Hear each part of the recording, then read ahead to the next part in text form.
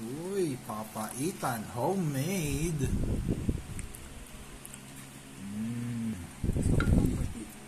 Parang taba. Masarap to eh. Ano mo nga ng kutsara? Hindi ko alam kung tawag sa kanya. Kutsara. Yan.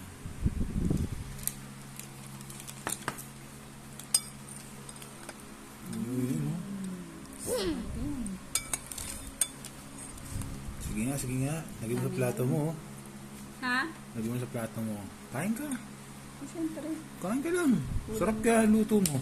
Oo naman, luto ko eh. Ulam to. Dito.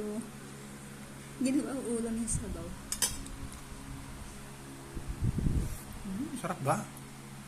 Sarap. Yan yung specialty mo, no?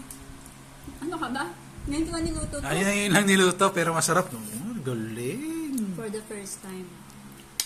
Sarap. Kinakain ko lang to dati sa probinsya namin. Ngayon, nakagawa na ako sarili.